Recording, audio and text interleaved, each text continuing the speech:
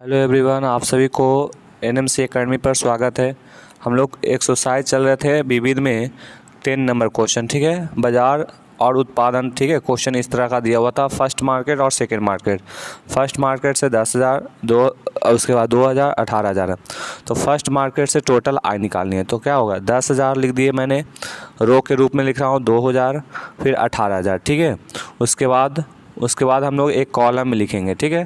देखिए तो कॉलम में क्या लिखेंगे कि 2.5 रुपये, है ना। एक्स बाई जेड प्रत्येक इकाई विक्रय मूल्य दिया हुआ है 2.5 रुपये, 1.5 रुपये तथा 1 रुपये है। तो प्रत्येक बाजार की कुल आय बीजगणित की सहायता से ज्ञात करना है। 2.5 रुपये, 1.5 रुपये और 1 रुपये लिख दिए, ठीक है। चलिए अब ध्यान दीजिएगा, इसको हम लोग मल्टीप्लाई करेंगे। दो मैट्रिक्स का क्या है, मल्टीप्लाई है, समझ गए। तो इसको मल्टीप्लाई करते हैं। देखो तो छोटू, ध्यान दोगे, रो और कॉलम है। तो बताओ यहाँ पे कितना है, 2.50, है ना। इसको 1.5 बोल सकते हैं, 1.0 को 1 बोल सकते हैं। तो 10,000 में 2.5 से गुना करेंगे तो क्या होगा, 25 एकम 25 और क्या जीरो, 2 2 4 5 जीरो। अब 5 जीरो बताओ, यहाँ से 2 जीरो घसकेगा तो इसका मतलब क्या, 2 जीरो हटा दे तो इसका मतलब क्या हो गया, 25,000, है ना। 2 जीरो हटा लेंगे, ठीक है। चलिए 25,000 हो गया। समझ रहे बात को, आगे ध्यान दीजिएगा। आगे मेरे पे 1.50 है, तो 15 दूनी 30, है ना। क्या होगा, 15 दूनी 30। तो मैं इसको 30 लिख दिया। 3 जीरो यहाँ से, 1 जीरो यहाँ से, 4 जीरो, ठीक है। अब यहाँ पे भी 2 पॉइंट हट गया, जो 2 जीरो हट जाएंगे तो 2 जीरो हटा दीजिए, 3,000 हो गए, ठीक है। यहाँ तक क्लियर है। चलिए अब आपका कितना है, 18,000, है ना। तो 18,000 में 1 से गुना करेंगे क्या होगा, 18,000। यहाँ तक तो दिक्कत नहीं है। चलो छोटू, फर्स्ट मार्केट से टोटल आय निकालनी है। सबको ऐड कर दीजिए, क्या कर दीजिए, ऐड। तो ऐड कीजिए, कितना होता है। देखिए तो 3 जीरो तो सब में है, तो 3 जीरो आ गया पीछे से, ठीक है, यूनिट डिजिट से, यूनिट इकाई अंक से। और उसके बाद 8 और 3 11, 11 और 5 कितना होगा, 16 कि 6 कितना बचा, 16। उसके बाद 1 बचा कैरी, तो यहाँ पे 2 एक 3 एक 4 हो गया, ठीक है। इतना रुपया आ गया फर्स्ट मार्केट से टोटल आए, क्या आ गया, फर्स्ट मार्केट से टोटल आय निकल गया। चलिए अब देखिए सेकेंड मार्केट का आय दिया हुआ भी है ना, उसको भी निकालेंगे। 6,000 है, 20,000 है, 8,000 है। तो चलिए सेकेंड मार्केट से टोटल आय निकालते हैं, ठीक है। चलो, क्योंकि दोनों बाज़ार को निकालना है, हाँ दोनों बाज़ार से निकालना है। तो देखिए तो क्या लिखेंगे, सेकेंड मार्केट से टोटल आय इक्वल टू फर्स्ट कितना है, पहले 6,000, 6,000 पहले मैंने रो में लिख रहा हूँ, ठीक है। फिर 20,000 है तो 20,000, फिर 8,000 है, 8,000 मैंने लिख दिया। कोई कन्फ्यूजन नहीं ना है, आप यहाँ तक देखिए, कोई दिक्कत नहीं है। उसके बाद इसमें भी बताओ, विक्रय मूल्य क्रमशः दिया होता है एक्स बाई जेड का 2.5 रुपये, 1.5 रुपये, है ना, और 1 रुपये दिया हुआ है इसमें। तो चलिए अब इसको भी गुना करते हैं, ठीक है। गुना कर लोगे, बोलो, कोई दिक्कत नहीं होगा। आप 6,000 में 2.50 से मल्टीप्लाई कर लोगे, यहाँ लिख लोगे, प्लस दोगे, है ना। 20,000 में गुना कर लोगे 1.5 से। उसके बाद में फिर 8,000 में 1 से गुना करके आएगा, जो आएगा वो सेकेंड मार्केट से टोटल आय निकल जाएगी। निकाल लोगे छोटू, और जो निकलेगा वही सेकेंड मार्केट से टोटल आय निकल जाएगी। चलिए इसको निकाल लीजिए, क्योंकि इसका सेकेंड नंबर क्वेश्चन में बीच में जो है आपको ज़रूरत पड़ेगी, ठीक है। चलिए तो निकाल दिए, 15,000 हो गया गुना करके, और 30,000 और 3,000 जोड़ लेंगे तो कितना हो जाएगा, 53,000 रुपये हो गया। कोई दिक्कत नहीं, ठीक है। चलिए 53,000 हो गया। अब हम लोग चलते हैं आगे, समझ गए। चलिए अब देखो छोटू, फर्स्ट मार्केट से यदि उपयुक्त तीनों वस्तुओं का प्रत्येक इकाई के लागत मूल्य दिया हुआ है, क्या दिया हुआ है, लागत मूल्य दिया हुआ है, क्रमशः 2 रुपये, 1 रुपये और 50 पैसे। तो कुल लाभ, ग्रॉस प्रॉफिट ज्ञात करना है। क्या निकालना है, प्रॉफिट। तो चलिए प्रॉफिट निकालते हैं। फर्स्ट मार्केट, है ना, में फर्स्ट मार्केट में कितना हम लोग को लागत लगा है उसके बारे में निकालते हैं, ठीक है। तो लिख लेंगे लागत मूल्य, फर्स्ट मार्केट में लागत मूल्य। चलो निकालते हैं। चलिए सबसे पहले आप इसको रो में लिख लेंगे। अच्छा ये बताओ, लाभ निकालना हो तो क्या करेंगे, टोटल प्रॉफिट में से मैं अपना लागत मूल्य को क्या कर लूँगा, घटा लूँगा। तो प्रॉफिट मिलता है। तो ऊपर अभी निकाले हैं ना आई, टोटल आई निकाला था अभी क्वेश्चन नंबर ए में, ठीक है। अब हम क्वेश्चन नंबर बी में जो है क्या निकालेंगे, लागत मूल्य निकालेंगे। प्रॉफिट निकालना होगा तो घटा लेंगे, ठीक है। चलिए लागत मूल्य देखिए तो 10,000 पहले है ना, फर्स्ट मार्केट 10,000, उसके बाद कितना है 2,000, उसके बाद कितना है 18,000, ठीक। चलिए और कितने रुपए है इकाई लागत, है ना। लाभ कितना है 2 रुपये, 1 रुपये और 50 पैसे। 50 पैसे को क्या 0.5 लिख सकते हैं, ठीक है, कोई दिक्कत नहीं है। हाँ तो अब चलिए इसको भी मल्टीप्लाई करना होगा, बोलो, है ना। चलिए मल्टीप्लाई करते हैं, कोई दिक्कत नहीं है छोटू। चलिए मल्टीप्लाई करते हैं जिस तरह से अभी किए थे। बताओ 10,000 में 2 से कितना करोगे तो कितना हो जाएगा, बोलो 20,000 लिख दिए। चलो प्लस 2,000 में 1 से तो 2,000, और 18,000 में 5 से गुना करोगे तो 18 पचे 40, लमसम आ जाएगा, है ना। 18 पचे 40, 18 कितना हो जाएगा, हाँ 18 में 5 से तो 5 बटा इसको क्या लिख देंगे, 18 पचे 90 ना, हाँ 90 में हो जाएगा तो 90,000, तो 1 0 हट गया तो 9,000 हो गया, ठीक है। अब ऐड कर लीजिए तो क्या हो जाएगा, 3 0 तो पीछे से 0 0 हो जाएगा, बोलो, हाँ 0 0 0 0 और 9 2 11, 11 1 11 हो जाएगा और 2 1 3 हो जाएगा, ठीक है। चलिए 31,000 रुपया हो गया, क्या हो गया ये लागत मूल्य, ठीक है। फर्स्ट मार्केट में लागत मूल्य मुझे 31,000 रुपया लगा। अब लाभ निकालना है, प्रॉफिट। तो बताओ टोटल आय निकालना हो, टोटल आय दिया हुआ था ना कितना, फर्स्ट मार्केट का टोटल आय देखो ऊपर लिख दिए कितना है 46,000 रुपया, ठीक है, कितना है 46,000 रुपया।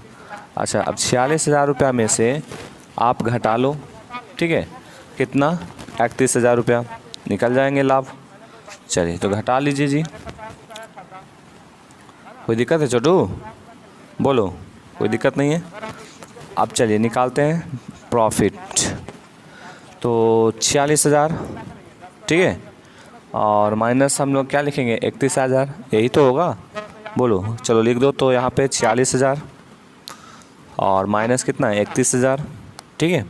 लाभ हो जाएगा कितना, बोलो, लाभ हो जाएगा घटा दो 15,000 रुपया हो जाएगा, है ना, कितना हो जाएगा 15,000। ये आपका फर्स्ट मार्केट का प्रॉफिट हो गया फर्स्ट मार्केट से। चलिए अब यहाँ पे हम लोग आगे चलते हैं, ठीक है।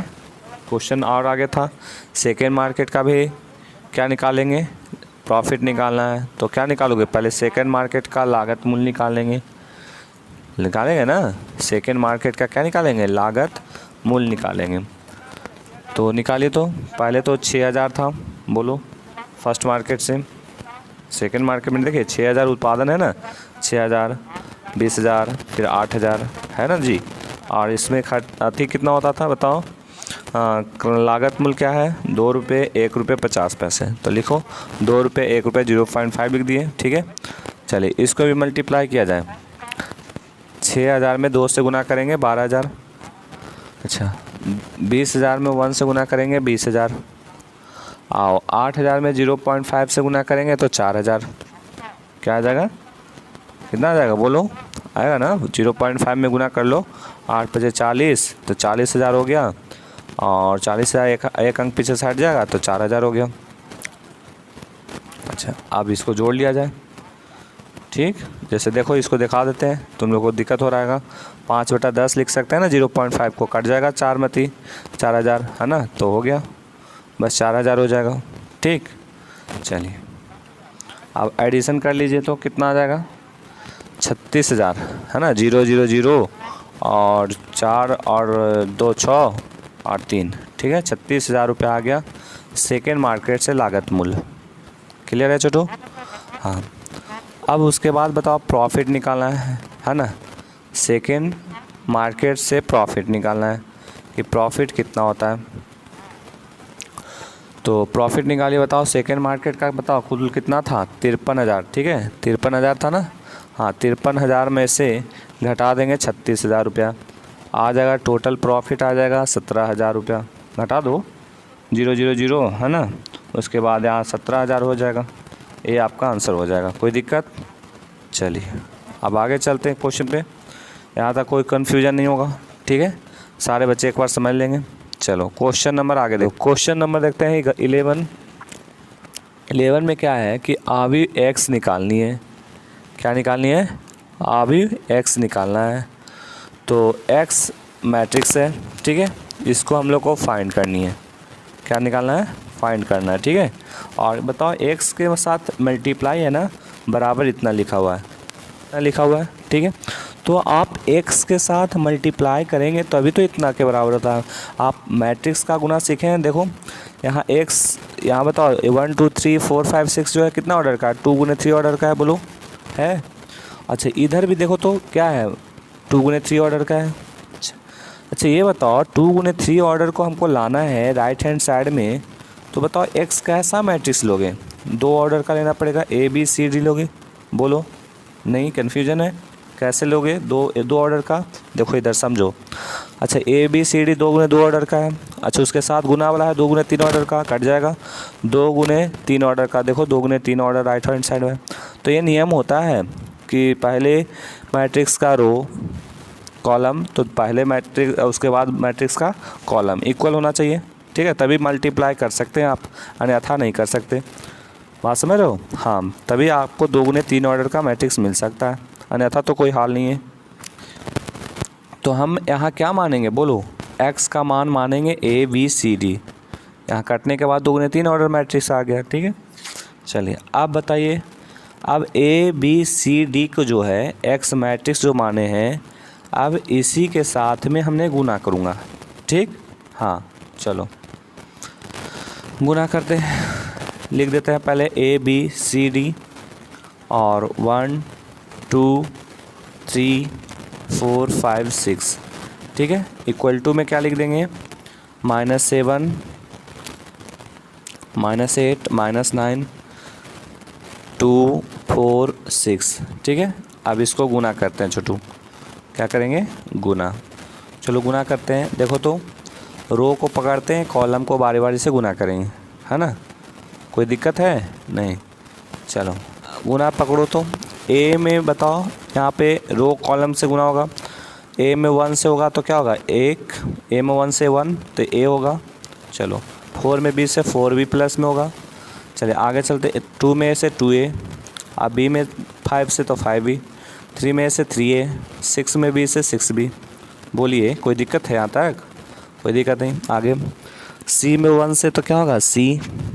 अच्छा D में 4 से तो 4D, और 2 में C से 2C, प्लस 5 में D से 5D, ठीक है छोटू। चलो 3 में बदलो C से 3C, और 6 में D से तो क्या हो जाएगा? 6D होगा, हाँ, प्लस 6D, और बराबर क्या है? -7 -8 -9 2 4 6 है। चलिए अब देखते हैं, ध्यान देते हैं। अच्छा ये बताओ, दो मैट्रिक्स इक्वल कब हो सकता है? जब दोनों का ऑर्डर समान हो। क्या हो? समान। तो क्या मैं इतना को इतना बराबर कर सकता हूँ? देखो तो इधर जो मैट्रिक्स है मेरा 2 गुने 3 ऑर्डर का है, इधर भी मेरा 2 गुने 3 ऑर्डर का है, तो क्या मैं लिख सकता हूँ? एलिमेंट्स को बराबर कर सकता हूँ, ठीक है। A + 4B बराबर क्या लिख सकता हूँ? -7, है ना। क्या लिख सकता हूँ? -7 लिख दिए। अच्छा 2A + 5B बराबर लिख सकते हैं -8। क्या लिख सकते हैं? 2A + 5B, है ना। 2A प्लस, इसको मान लिया इक्वेशन टाइप का मान लिए फर्स्ट, ठीक है। अब इसको इधर लिख देते हैं थोड़ा सा, 2A + 5B बराबर क्या लिख दिया? -8। इक्वेशन नंबर इसको दूसरा मान लिए। अब इस दोनों इक्वेशन को हल करना पड़ेगा, बोलो छोटू। अच्छा ये बताओ, A का कोफिशिएंट तो यहाँ A है, यहाँ 2A है, तो बताओ इसमें कितना से गुना करना पड़ेगा मुझे? फर्स्ट में 2 से गुना करना पड़ेगा। कितना से गुना करना पड़ेगा? 2 से। तो 2A + 8B बराबर -14, ठीक है। इस बार 2A + 5B बराबर जितना जो है आपको -7 रह गया, ठीक। -8 है ना, -8 रह गया। हल कर लो, कट गया, 3B बच गया, और बराबर -6 बच गया। 3 दूनी 6, B बराबर कितना बच गया? -2, ठीक। अच्छा B का मान आप इक्वेशन किसी में रख दीजिए, जो फर्स्ट मान है या सेकंड तो किसी में रख दीजिए, फर्स्ट में रख दिए तो आपका बी का ए का मान कितना निकल गया 1। कितना मिल गया छोटू 1। अब समझिएगा इसी तरह से हम लोग ए और बी का मान किए हैं तो इसी तरह से सी प्लस डी वाला भी करेंगे। तो चलो C plus 4d equal to आ गया 2 और 2c plus 5d equal to हो जाएगा 4। ठीक, चलिए इक्वेशन थर्ड इसको इक्वेशन फोर्थ मान लिए।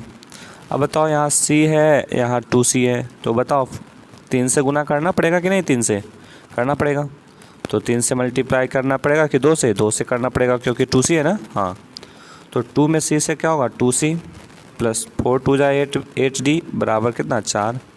यहाँ देखो आगे 2c प्लस 5d बराबर 4। अब कट गया, बोलो 2c से 2c कट गया। अब 8 में से 5 घटा दो 3d और यहाँ 4 में से 4 गया 0 तो इसका मतलब d बराबर क्या आ गया 0 आ गया। बोलो अब d का वैल्यू 0 आ गया तो यहाँ c बराबर कितना मिल जाएगा 2 मिल जाएगा। बोलो c का वैल्यू कितना मिल जाएगा 2। चलिए c बराबर लिख दिए 2। अब देखो छोटू a का वैल्यू मिल गया था कितना 1, देखो यहाँ 1 है तो 1 लिख दीजिए। अच्छा b का वैल्यू देखो तो -2 है तो -2 लिख दो, c का वैल्यू 2 है तो 2 लिख दो और d का वैल्यू क्या है 0 है तो 0 लिख दो। देखो तो एक्स मैट्रिक्स बन गया कि नहीं, यही आपको फाइंड करना था छोटू। देखो तो 2 गुने 2 ऑर्डर बराबर 2 गुने 3 तो 2 गुने 3 ऑर्डर, यही एक मैट्रिक्स होगा जो होगा। ठीक है, चलिए वीडियो को शेयर कर दीजिए। क्वेश्चन नंबर आगे देखते हैं हम लोग। क्वेश्चन नंबर आगे जो है 12 नंबर पे क्वेश्चन देखते हैं।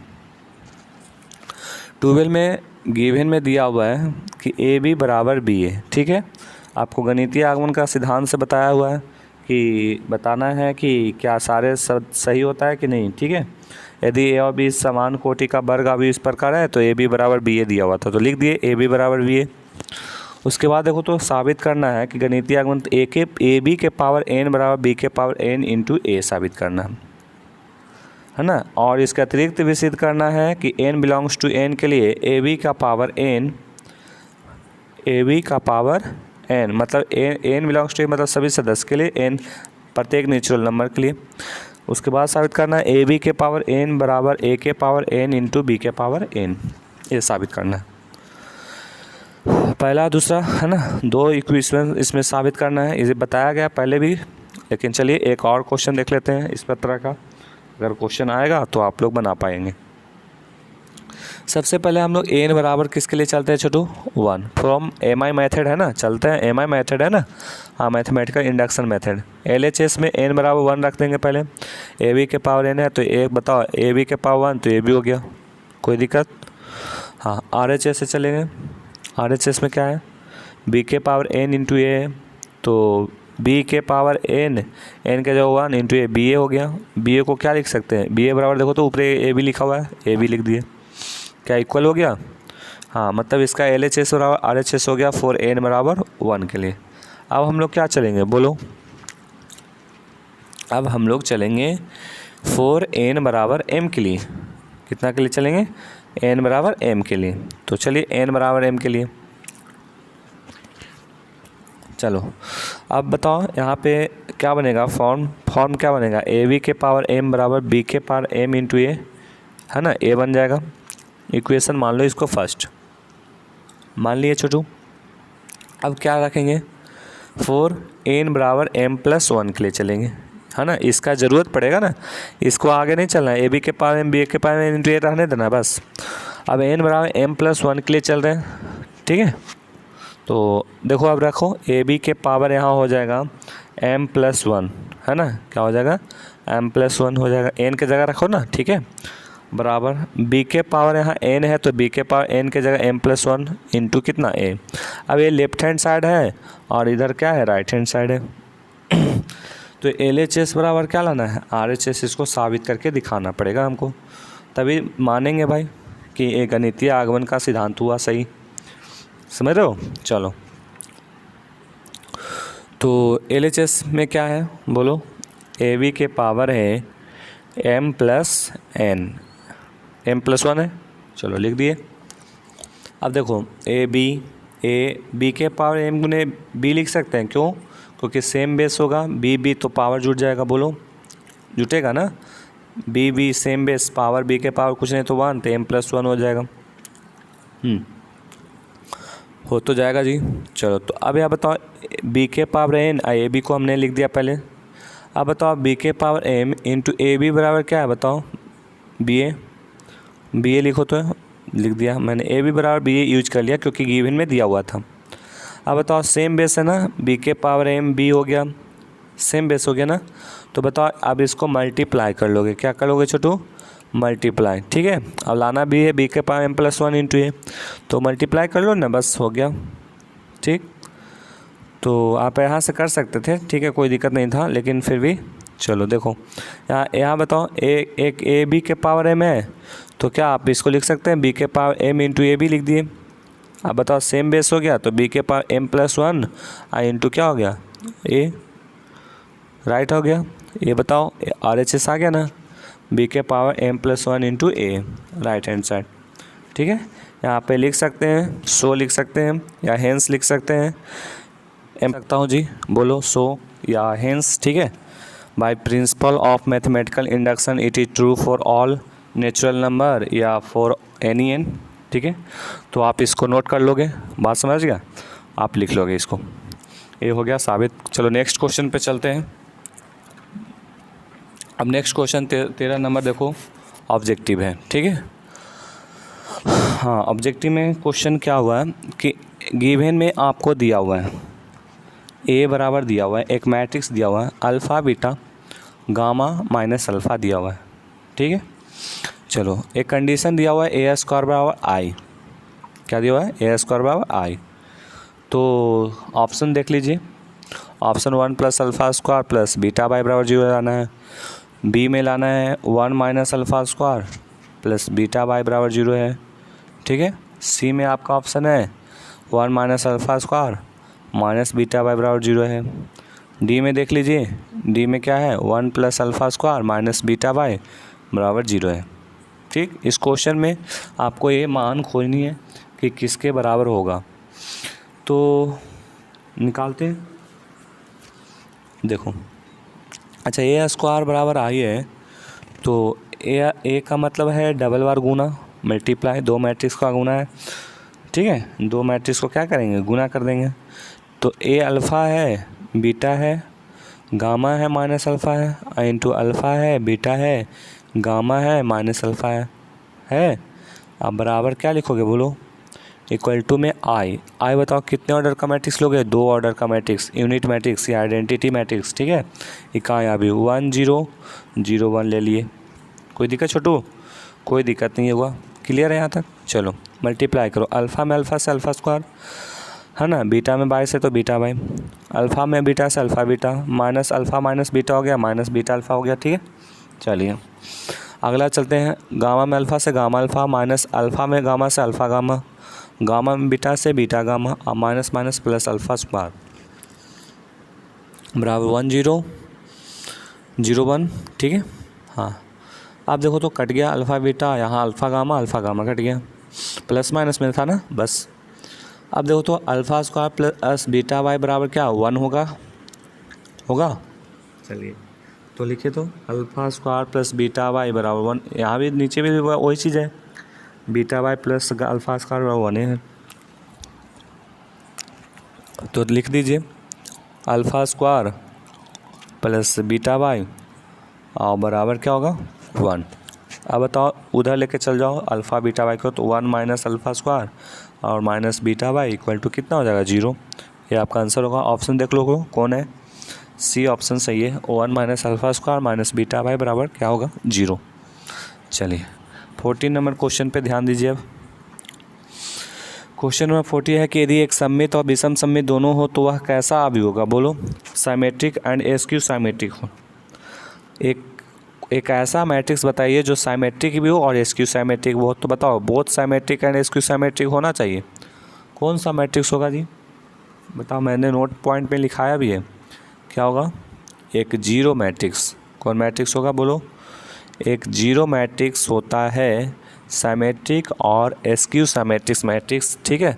क्यों, क्योंकि उसको ए का ट्रांसपोज बराबर करेंगे तो ए आ जाएगा, ए का ट्रांसपोज करेंगे तो माइनस ए भी आएगा। यही तो होता है फॉर्म साइमेट्रिक का, ए का ट्रांसपोज ए और ए का ट्रांसपोज माइनस है, तो जीरो मैट्रिक्स आंसर होगा। बोलो होगा ना? ठीक, ऑप्शन नंबर सी। चलिए क्वेश्चन नंबर 15 देखते हैं। अब क्वेश्चन कितना देखते हैं चलो? 15 नंबर क्वेश्चन में क्या है कि गिवन में दिया हुआ है आपका, ठीक है, क्या गिवन में दिया हुआ है क्वेश्चन पढ़ लेते हैं। यदि ए एक वर्ग आव्यूह है मतलब स्क्वायर मैट्रिक्स है तो ए स्क्वायर ए, तो आई प्लस ए का होल क्यूब माइनस 7a बराबर क्या होगा? ए स्क्वायर बराबर ए दिया हुआ है गिवन में, आई प्लस ए का होल क्यूब माइनस 7a बराबर बताना है कि क्या होगा। यही क्वेश्चन है आपका। ऑप्शन भी दिया हुआ है। ऑप्शन में है आपका ए है ना, ए ऑप्शन में ए है, बी ऑप्शन में आई माइनस ए है, सी ऑप्शन में 1i है और डी में है ऑप्शन नंबर 3 है। चलिए तो अब सोचो थोड़ा कि ए स्क्वायर बराबर ए होना चाहिए, वो कैसा मैट्रिक्स होगा जी? तो एक जीरो मैट्रिक्स या एक यूनिट मैट्रिक्स ले सकते हैं। बोलिए कैसा मैट्रिक्स ले सकते हैं? एक जीरो मैट्रिक्स या यूनिट मैट्रिक्स? बोलो, आप गुना करके देख लो ना। यूनिट मैट्रिक्स को 2 बार गुना करो, देखो यूनिट मैट्रिक्स मिलेगा। जीरो मैट्रिक्स को गुना करो, जीरो मैट्रिक्स मिलेगा। मतलब हम कह सकते हैं कि ए बराबर 1 0 होगा या 0 1 होगा, यूनिट मैट्रिक्स होगा। बोलो, या ए बराबर 0 0 0 0 मतलब जीरो मैट्रिक्स होगा। अब इस पर मान रखते हैं, ठीक है, ए का वैल्यू रखते हैं जो भी है, और आई का मान तो जान ही रहे क्या रखना है हमको, आइडेंटिटी मैट्रिक्स रखना है। चलिए ए बराबर तो लिख लिए, ठीक, आई ए बराबर 1 0 0 1 है। चलिए तो आई बराबर यहाँ पे हम लोग क्या रखेंगे, इस पे मान रखते हैं। आई का वैल्यू क्या होगा? 1 0 है ना, आइडेंटिटी मैट्रिक्स 1 0 0 1 प्लस ए के कितना है? 1 0। यूनिट मैट्रिक्स मान लिए तो दिक्कत क्या है? होल क्यू है ना, होल क्यू, ठीक है। जीरो मैट्रिक्स भी आप रख करके बना सकते हैं, कोई दिक्कत नहीं है। और माइनस 7a होगा तो ए के जगह 1 0 0 1 है ना, होल क्यू है तो इस पर, अच्छा होल क्यू है तो होल क्यू छोड़ दिए तो इस पर लिख देते हैं। हाँ, अब बताओ ए का 1 2 जुड़ जाएगा ना, और 2 का क्यू कितना हो जाएगा? 8।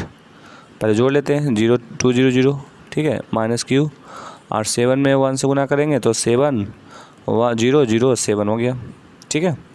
2 का क्यू कितना हो जाएगा? 8, इसका मतलब 8 0 0 8 हो जाएगा, होगा। बोलो होल क्यू है ना। चलिए तो क्या सब्ट्रैक्शन कर दोगे तो क्या 8 में से 7 क्या 1 0 0 1 मिल जाएगा। अच्छा 1 0 0 1 क्या है जी? यूनिट मैट्रिक्स है। क्यों?